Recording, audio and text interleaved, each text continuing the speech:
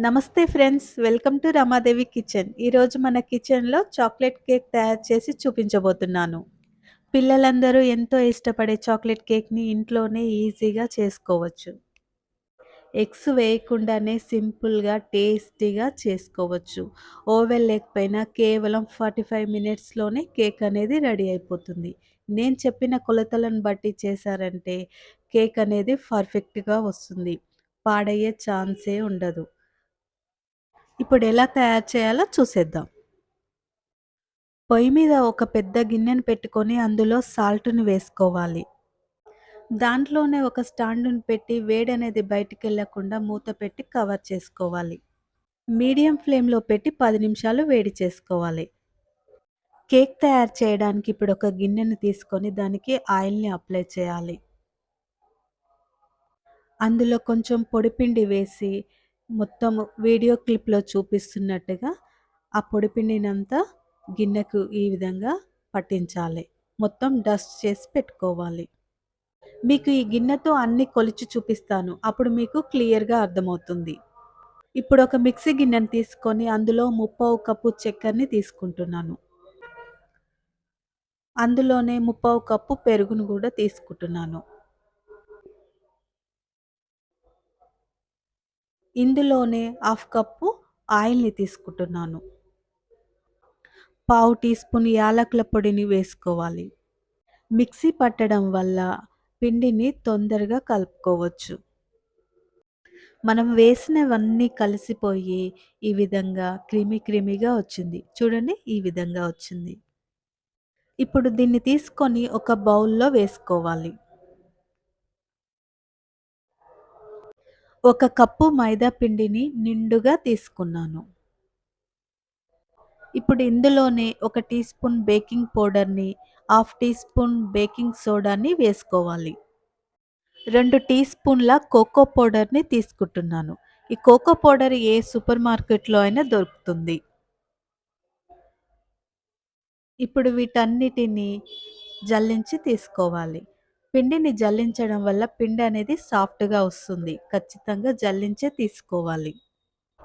ఇప్పుడు వీటన్నిటిని కలిసిపోయేలాగా బాగా కలుపుకోవాలి. ఇప్పుడు హాఫ్ కప్పు కాచి చల్లార్చిన పాలను తీసుకొని కొద్దిగా వేస్తూ కలుపుతూ ఉండాలి. పాలన్నీ ఒకేసారి పోయొద్దండి. కొద్దిగా పోస్తూ కలుపుతూ ఉండాలి. పిండిని అటు ఇటు తిప్పుతూ కలపొద్దు. ఒక్క సైడ్ తిప్పుతూనే కలపాలి. వన్ డైరెక్షన్‌లో తిప్పుతూ కలపడం వల్ల కేక్ అనేది బాగా పొంగుతుంది. పిండిని ఈ విధంగా బాగా కలుపుకోవాలి. పిండిని ఎంత బాగా కలిపితే కేక్ అనేది అంత పర్ఫెక్ట్‌గా వస్తుంది. పిండి కన్సిస్టెన్సీ అనేది రిబ్బన్ కన్సిస్టెన్సీలో రావాలి. చూడండి, ఈ విధంగా రావాలి. పిండి ఈ విధంగా వస్తే కేక్ అనేది పర్ఫెక్ట్‌గా వస్తుంది.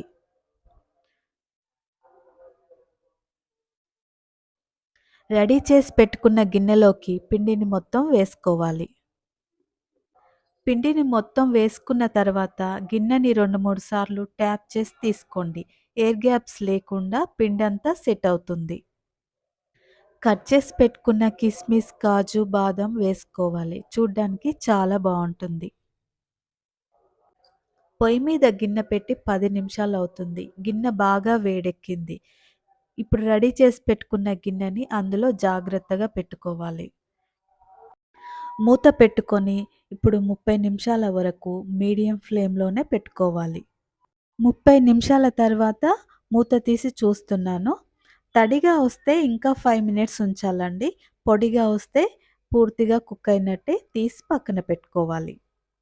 చూడండి, తడేమీ రాలేదు. పూర్తిగా కుక్ అయింది. ఇప్పుడు గిన్నెను తీసి పక్కన పెట్టుకోవాలి. పూర్తిగా చల్లారిన తర్వాత చాక్‌తో ఇలా అంటూ కేక్‌ని 2, 3 సార్లు గిన్నెని ఇలా కొడుతూ కేక్‌ని రిమూవ్ చేసుకోవాలి. చూడండి, కేక్ అనేది పర్ఫెక్ట్‌గా స్పాంజీగా వచ్చింది. పిల్లలెప్పుడు అడిగినా సరే కేవలం 45 మినిట్స్‌లోనే ఈజీగా, టేస్టీగా చేసి పెట్టొచ్చు. పుట్టినరోజైనా, పెళ్లి రోజైనా, ఎలాంటి అకేషన్స్ అయినా సరే ఇంట్లోనే ఈజీగా చేసుకొని ఎంజాయ్ చేయొచ్చు.